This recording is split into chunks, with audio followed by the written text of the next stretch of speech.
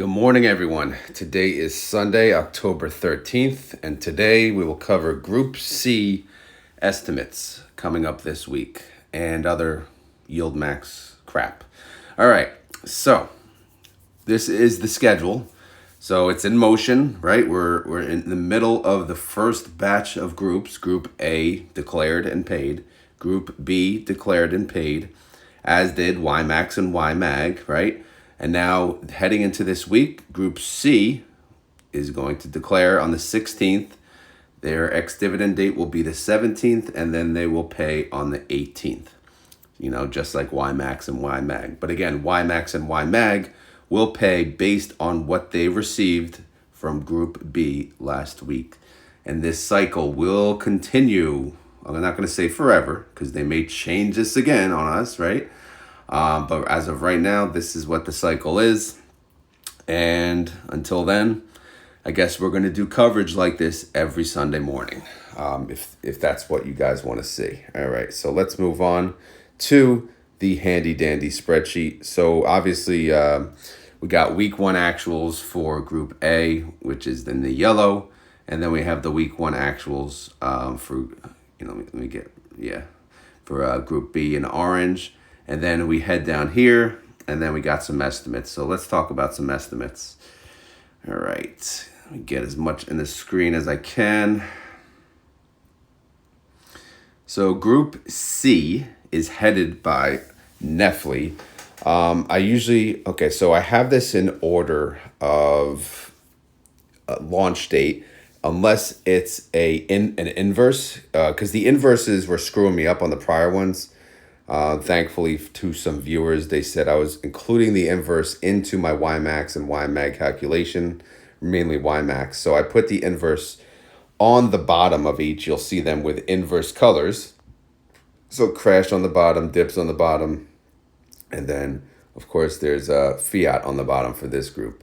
So let's take a look at what the estimate looks like for this week. So NFLY is at the top. Again, they launched first before CONY. Let's see how close, just curious, because CONY's pretty early. Yeah, all right, a week before. So NFLY launched August 7th, CONY August 14th, MSFO, wow, see, they were busy in the beginning, August 24th.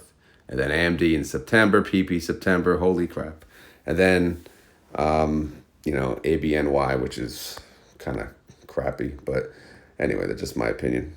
All right, so NFLY, my estimate comes out to 65 cents. Last month, they paid 51. And the month prior, they paid 57. So why am I giving them 65 cents? Well, I looked over here, and you could see the gains per share, $1.62. So they went from $15.96 to $17.58 for the month. Again, I do not know how much taxable income they produced during that time because I don't track it, but they still went up $1.62, which is pretty impressive. Not to mention their implied volatility is 43%. So I gave them a 44% yield. So, I mean, and that may be even conservative, right? We may be looking at a higher NFLY payment.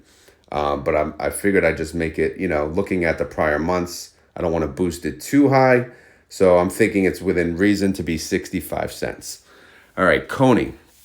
I have them as 85 cents. So again, I don't track CONY like I used to, but I'll pull up the sheet that I have on CONY.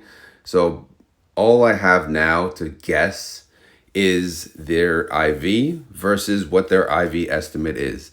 On my spreadsheet, it comes to 86 cents. So if we look at that, and I go back to my number, what did I give them? I gave them 85 cents. So why did I give them 85 cents? Let's take a look at how they did for the month. So they went up $1.88. They went from $11.34 to $13.22, okay? So again, how much taxable income? Not really sure. But the prior months, they paid $1. They paid $1.04. In fact, I don't think they ever paid under $1. Let's take a look. Yeah, they have never paid under $1. Are they going to start now? I'm going to say yes. Only because, guys, yes, they went up to $13, but I mean, they're at $11. Is it really make sense to pay $1 at this point? 85 cents is still a 77% yield. I know their IV is 84%. Let's take a look at this. 84% IV, 77. Oh man. Now I'm looking, I'm like thinking I should give them at least 90 cents, right? 90-cent payment for do I want to come closer to the 84%? Again, these estimates, guys, I plug them in and then I change them as I go. Let's see, 90 cents would be an 81% yield. I'm going to give them 92. Okay, 92 cents, 83. Yeah, I'm still gonna say they're gonna be under $1. I mean, I could be wrong. I've been wrong many times. These are just guesstimates for fun, guys. So let's not use this data to do anything brash. Let's wait until YieldMax actually comes out with their declaration on Wednesday. But yeah, I'm gonna go with 92 cents. That would be an 83% guesstimate yield. And their IV is 84%. So I think that's within reason. All right, let's move on. MSFO. MSFO prior 2 months payments, 40 cents, then 43 cents. I'm going to go ahead and say they're going to pay 43 cents. All right. Looking at the prior months, they kind of pay in line, within that range. I know they paid 38 the month prior, but then 47 the month prior to that. But 43 cents would be a 26% guesstimate yield. Their IV is 29%. I mean, it could go up a little, could be a little higher. Let's see how they did for the month. They went up 51 cents, which is not that, fantastic. But it's pretty good. It went up overall. So they recovered. They basically recovered what the prior 43 cents they paid, right? Because if we go over here, recovery rate was 117%. So yeah. So this is why, though, the fund is good. Like, they don't overpay. It's nothing crazy. They just pay, right? They pay 43 cents, which is a 26% yield. Should I give them a little higher? Yeah, I probably should, to be honest, because, they've been doing well. They can afford 45 cents. So, oh man, I'm changing way too much already. I'm talking myself out of it. I don't know if you guys like when I do this, but all right, so let's just see what 45 cents would pay. 27% yield, but that's all I'm going to do. I'm going to give them 45 cents. I want to get that tab out of there. All right, so yeah, so I'm going to predict 45 cents, which is a small boost. That's a 27% yield. AMDY, they paid 92 cents last month. And then they paid 43 cents the month prior. I'm going to guess they're going to pay 95 cents. Well, that's pretty high, right? Well, if you go over here, look how much they went up in price. $2.57. $2.57. They went from $12.50 to $15.07. So I'm going to give them a boost of 95 cents, which probably is a bit high. But however, their IV, it's actually only 53%. This guesstimate is 75%, which, again, it's a little high, but look how much they made. I know, yeah, they went from $12 to the $15 range. Again, and as we're approaching the end of the fiscal year, it could be true that some, doubtful on funds that are down this low, but some of these funds, they may have to pay out actually a certain percentage. So is this high? This is probably high, but I'm going to leave it. I'm not going to change another one on you. All right, PP paid $1.61 last month. That was a surprise. The surprise of the century. Why? Look at the prior months, 35, 43, 66. So, wow, unexpected. I'm going to give them over $1 still. Why? Well, let's take a look how they did for the month. Gains per share, $2.07. They went from $16.98 to $19.05. I mean, their IV is only 46%. This yield I'm giving them is 75%. I mean, is that realistic? I don't know. They paid $1.61 last month. So why can't they pay $1.20 this month? I mean, it's a little ridiculous, but they jumped up $2.07 in price, which means, by the way, guys, they recovered what they paid, 127% recovery rate. So pretty damn good. ABNY, which again, I'm not a fan. I'm not a fan of adding this one. Stupid. to the bunch. But what have they been paying? They only paid 2 months, 79 cents, and then they paid 46 cents. All right. So week one estimate 65 cents. What do you think? Is that reasonable? Well, let's see how they did for the month. They actually did pretty good. They went from 1542 to 1690. They had a recovery rate of 320%. So they went up $1.48. Their IV is 46%. I gave them right in line of their IV. So my guesstimate yield is 46%, which would put them at 65 cents. Does that make sense? I think so. Why the hell not, right? And then we have fiat, right? Inverse time. Inverse. This freaking thing pays a lot of money, man. $1.89 and then $1.87. Man, I gave them $1.25. Let's take a look at how they did for the month. Gains per share, negative $1.30. They went from 21.05 down to 19.75. Their IV is 84%. I'm going to give them a guesstimate yield of 75%. Probably lowballing, but I don't think they should be paying more than $1.25. That's just me. But that I don't know. Maybe I'm a little hater on these inverse, but these inverses are crazy. Last but not least, we have the ULTY.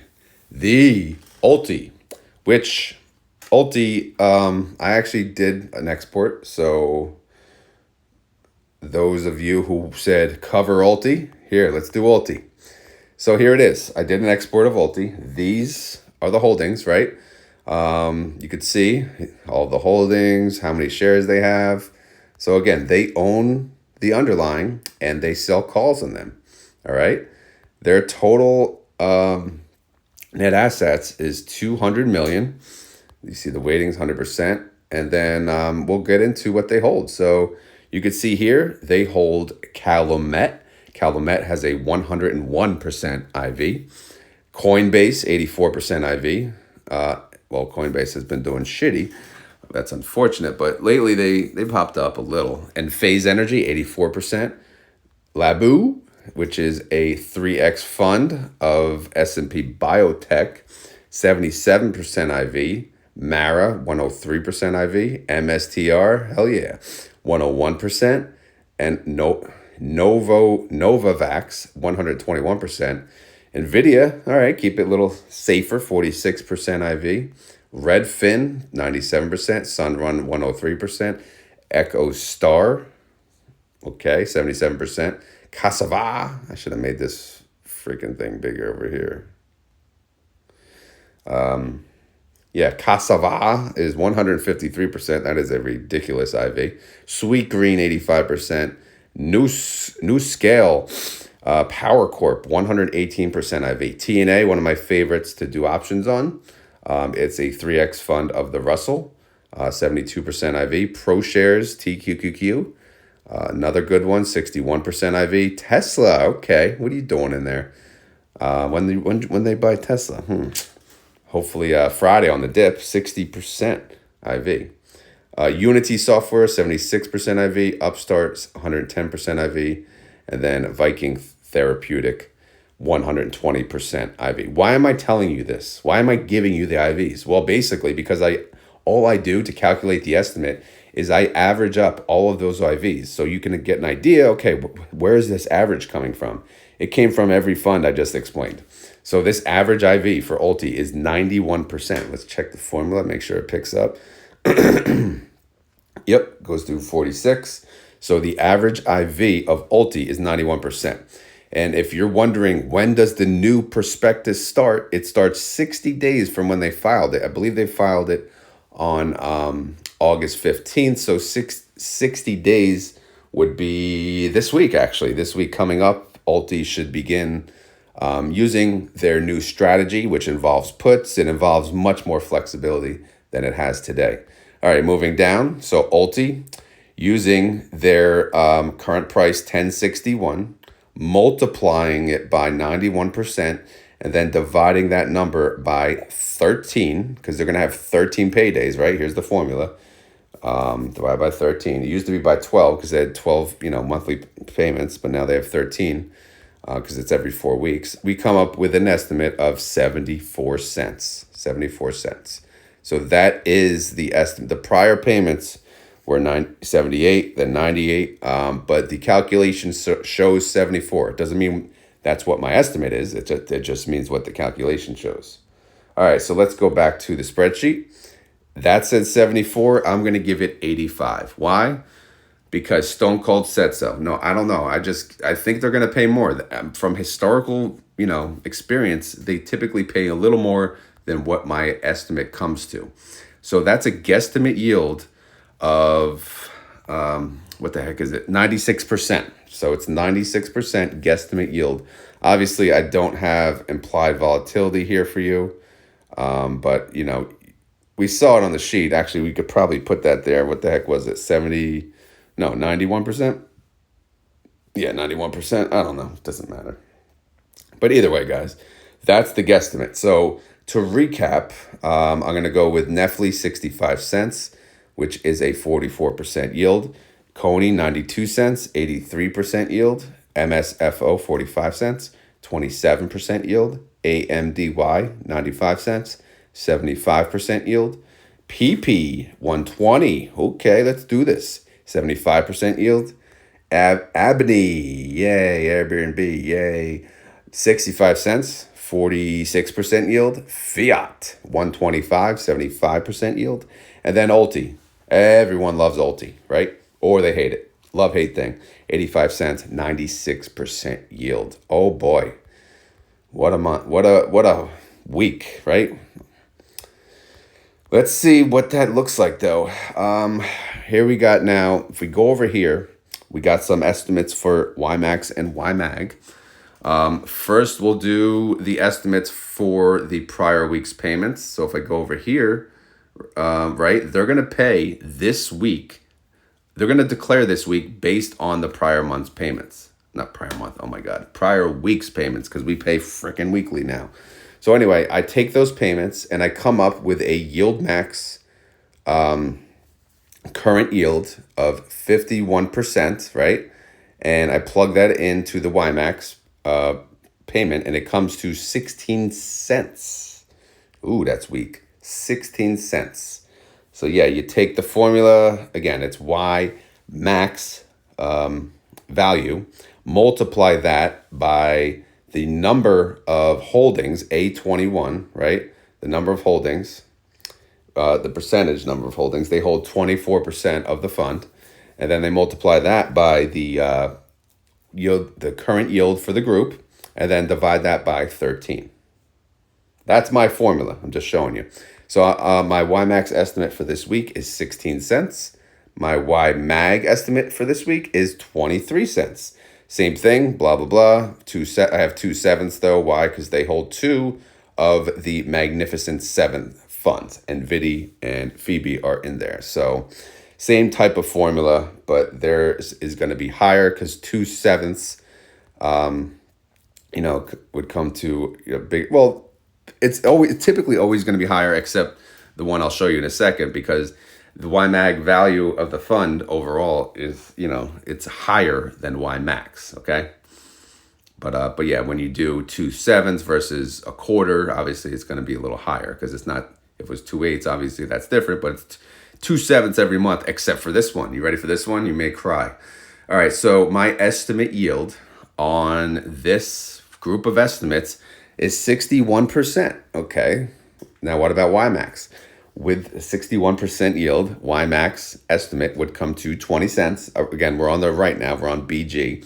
We'll go to BF when we have the actuals. This is, right now, BF is feeding off the prior month's actuals. So we'll go to that. And then look at this YMAG. I'm serious. That's what it comes to. I double checked it. But if you go here, again, it's doing 1/7. That's the problem. It's going based on one stinking Mag 7 stock.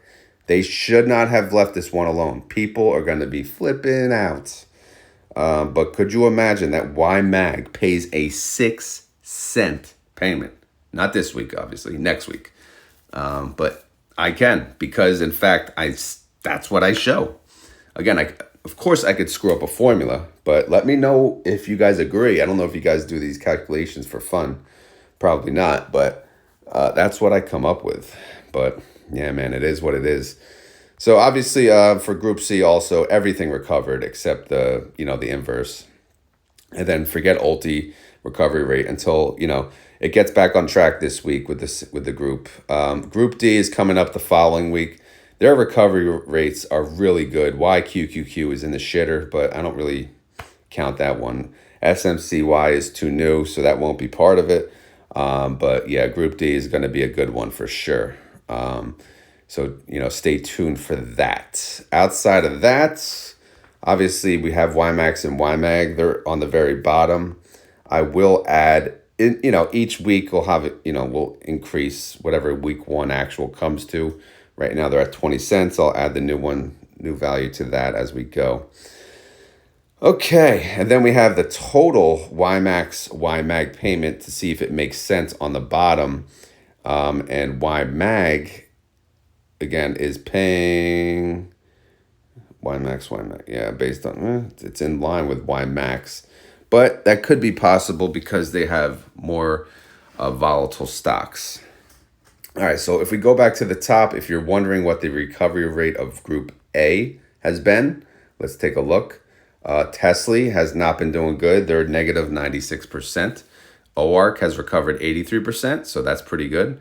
GUI, negative 93%. Zomo, negative 19%. YBIT, 5%. SNOI actually recovered. Good job, SNOI. 278% recovery rate. TSMY, good job there. 296% recovery rate. And Crash, of course, if Tesla does not recover, if they have negative, then Crash will do the opposite. 85% recovery rate. So not bad. Overall, 65% recovery rate for Group A. And then you have Group B. Again, they just started their recovery rate. Not going to be much going on, but you can see NVIDIA 3%. Phoebe recovered 37% already. Again, I start this as of the ex-dividend date, which would have been the Thursday. So this is really 2 trading days, which is pretty impressive. JPMO 47%, Murni 33%, GDXY 8% recovery, Babo 11% recovery rate, Plady, whatever the hell we're calling it, 2 nil, and then Dips negative 0.82% recovery rate. Okay, so those are the recovery rates. Those are the estimates. Last but not least, we look at house money. House money, baby. Let's see. Who's got house money? Well, we know Tesla. They're at 67%. They'll get there. OARC, 52%. Better late than never, right? All right, we know NVIDIA. Yes, they're now at 112%. They're going to be at 200% before we know it. Phoebe, 53%. Murni's not bad, 46%. So now we have, these other ones. We know CONY's at 104, AMDY 53%, ULTY 40%. I bet you guys didn't think it was even that high. Squeeze 53%, Misty 73%. Misty is going to have such a massive payment that I don't know. I don't know if they can have enough to do house money, but they're certainly going to get much closer.